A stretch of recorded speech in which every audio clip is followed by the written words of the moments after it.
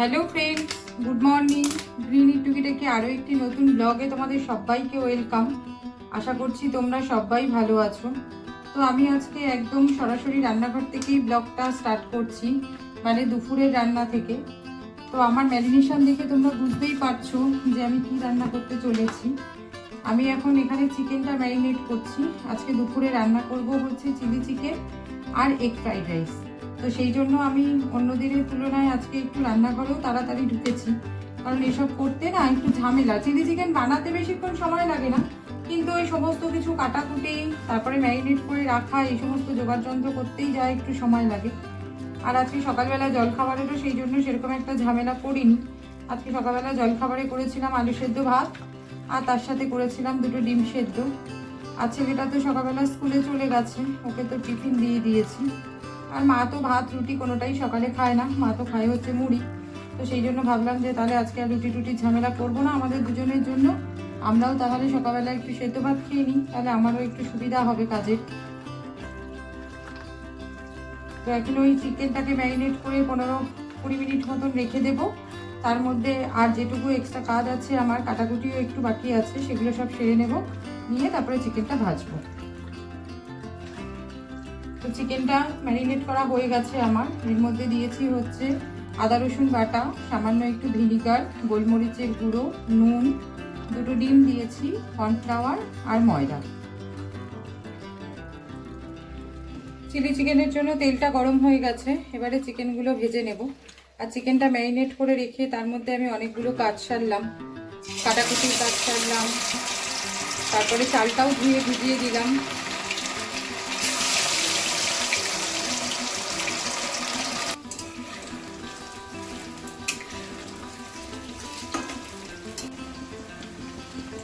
Chilli চিকেনের জন্য চিকেনগুলো সব ফ্রাই করা হয়ে গেছে। এই যে ফ্রাই করা চিকেনগুলো সব এখানে রয়েছে, আর কড়াইতে যেটা রয়েছে সেটা লাস্ট বার। এটা হলেই তাহলে চিকেন ফ্রাইটা হয়ে যায়, আর তারপরেই রান্নাটা করে নেব। আর ওদিকে কিন্তু ভাতটা বসিয়ে দিয়েছি রাইসের জন্য। বা ভাতটা আরও একটু আগে বসালে ভালো হতো, কারণ ভাতটা ঠান্ডা হলে না ভাতটা ভাঙে কম, আর ভাতটা যদি গরম থাকে তাহলে নাড়াচাড়া করতে গেলে ভাতটা একটু ভেঙে যায় বেশি। কিন্তু সেটার আর সময় হলো না, কারণ চালটা যেহেতু মিনিট 15-20 ভেজানো ছিল, আর চালটা একটু ভিজিয়ে রাখতেই হবে, কারণ চালটা একটু ভিজিয়ে রাখলে ভাতটা বেশ সুন্দর হয়, লম্বা লম্বা হয়। তো যাক, যেটুকু গরম থাকবে সেটুকু গরমে ভেজে ফেলবো। চিকেনগুলো সব ভাজা হয়ে গেছে। চিকেন ভাজার তেলের থেকে বেশ খানিকটা তেল এই কড়াইতে দিয়ে দিয়েছি, কারণ ওই কড়াইতে রান্নাটা করবো না। চিকেনটা ভেজে না কড়াইটা বড্ড নোংরা হয়ে গেছে। প্রথমে দিলাম বেশ কিছুটা স্প্রিং অনিয়ন, আর এবারে দিয়ে দিচ্ছি হচ্ছে আদা রসুনের কুচি। অনিয়ন আর আদা রসুন কুচিটা দিয়ে একটু নাড়াচাড়া করে নেব। তারপরে দিয়ে দেবো হচ্ছে বড় বড় করে কেটে রাখা পেঁয়াজ আর ক্যাপসিকামটা। এবারে দিয়ে দিলাম হচ্ছে পেঁয়াজ কুচি, আর দেবো ক্যাপসিকাম কুচি। পেঁয়াজ কুচি আর ক্যাপসিকাম কুচিটা দিয়ে কিন্তু বেশিক্ষণ নাড়াচাড়া করবো না, মানে এগুলো হাফ ফ্রাই হবে। তারপরেই বাকি সস যেগুলো দেওয়া সেগুলো সব দিয়ে দেবো। সসটা আমি তৈরি করেই রেখেছি, সবগুলো একসাথে মিশিয়ে চিকেনটা ফ্রাই করতে করতেই আমি সসটা বানিয়ে রেখেছিলাম।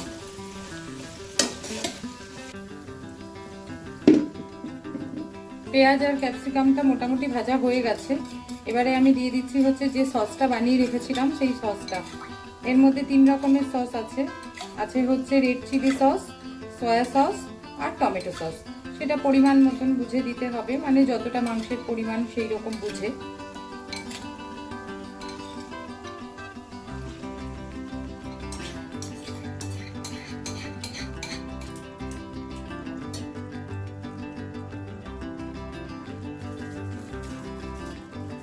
এই সসটার মধ্যেই আমি দিয়ে দিচ্ছি বেশ খানিকটা গোলমরিচের গুঁড়ো, আর দিয়ে দেবো হচ্ছে 1 চামচ ভিনেগার।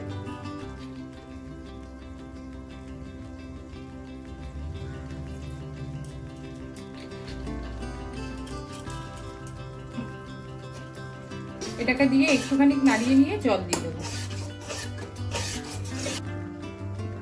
সস, গোলমরিচের গুঁড়ো আর ভিনেগারটা দিয়ে একটুখানি নাড়িয়ে আমি কিন্তু গ্যাসটা বন্ধ করে দিয়েছিলাম। ওদিকের গ্যাসে আমার ভাতটা বসানো ছিল, ভাতটা প্রায় হয়ে গেছিল। তো সেই জন্য আমি এই গ্যাসটা বন্ধ করে দিয়ে ওদিকের ভাতটা আগে দেখলাম, ভাতটা দেখে উবুর দিলাম। ফ্রাইড রাইসের ভাত একবার যদি নরম হয়ে যায় তাহলে ব্যাস কেলেঙ্কারি হয়ে যাবে, এক হাঁড়ি ভাত পুরো নষ্ট হয়ে যাবে।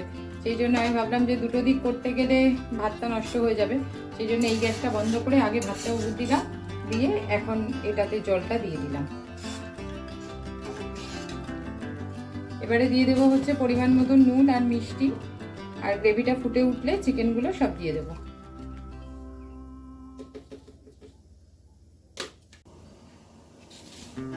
গ্রেভিটা খুব ভালোভাবে ফুটে উঠেছে, আর ভেজে রাখা চিকেনগুলোকে এবারে দিয়ে দিচ্ছি।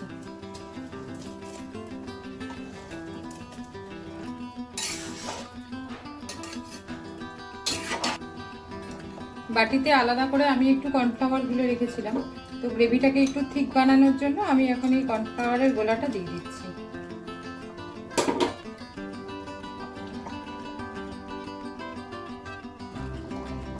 কর্নফ্লাওয়ারের গোলাটা দিয়ে খুব ভালো করে মিশিয়ে দিয়েছি, আর একটু ফুটে গেলেই কিন্তু রেডি হয়ে যাবে আমার চিলি চিকেনটা।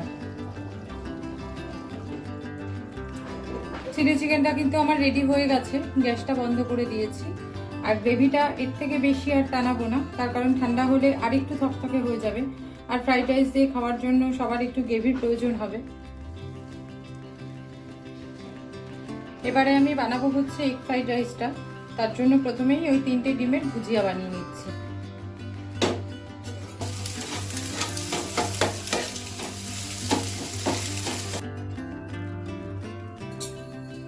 এবারে ভাজবো হচ্ছে এগ ফ্রাইড রাইসটা, তো প্রথমেই দিচ্ছি হচ্ছে আদা রসুনের কুচি,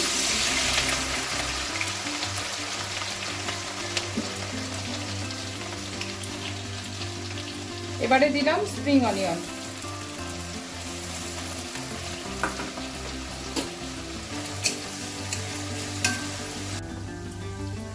এবারে দিয়ে দিচ্ছি গাজর আর বিনসটা,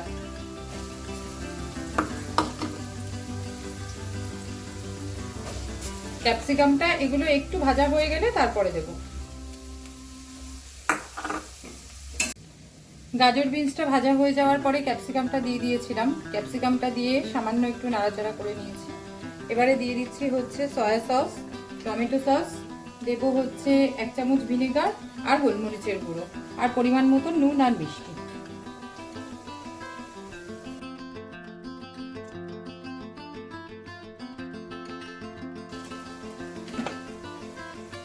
এইগুলো সবকিছু দিয়ে একটু ভালোভাবে নাড়িয়ে নেব, নিয়ে তারপরে এর মধ্যে নুন মিষ্টিটা দিয়ে রাইসটা দিয়ে দেবো।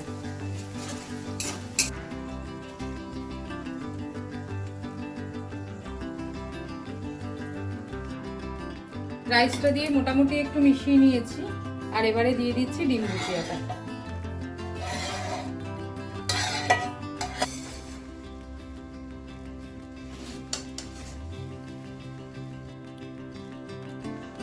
তো রাইসটা কিন্তু আমার কমপ্লিট হয়ে গেছে, এবারে ঢেকে রাখবো রাইসটা। আর এই যে চিলি চিকেনটাকে একবার কাছ থেকে দেখিয়ে দিই, এই যে এই হচ্ছে চিলি চিকেনটা, কালারটাও কিন্তু বেশ সুন্দরই এসেছে চিলি চিকেনটার। আর এবারে রান্নাঘরটা মুছে পরিষ্কার করব, কারণ রান্নাঘরটার না আজকে ভীষণ অবস্থা খারাপ হয়ে গেছে। আর এই রকম নোংরা হলে রান্নাঘর আমার না মনে হয় কতক্ষণে রান্নাঘরটা পরিষ্কার করব, রান্নাঘরটা পরিষ্কার না করা পর্যন্ত আমি শান্তি পাই না। তো এবারে রান্নাঘরটা পরিষ্কার করে তারপরে আমি যাব হচ্ছে স্নানে। তো স্নান করে আমি চলে এসেছি, আর আমাদের খাবারটা বেড়ে নিচ্ছি। আজকে অবশ্য পুজোটা আমাকে করতে হয়নি, আজকে পুজোটা আমার ছেলে করেছে। চিলি চিকেনটা মা টেবিলে নিয়ে চলে গেছে, আর আমি সবার জন্য রাইসটা বেড়ে নিয়ে চলে যাব। খাবারটা দেওয়ার সাথে সাথে আমার আজকের ব্লগটা আমি এখানেই শেষ করছি। আমার আজকের ব্লগটা যদি তোমাদের ভালো লেগে থাকে তো একটা লাইক করে দিও, আর কমেন্ট করে অবশ্যই জানিও আমার ব্লগগুলো তোমাদের দেখতে কেমন লাগছে। যদি ভালো লাগে তো আমার চ্যানেলটা অবশ্যই সাবস্ক্রাইব করে নিও। আজকের মতন টাটা, তোমাদের সাথে দেখা হবে আবার আরেকটা কোনো নতুন ব্লগে।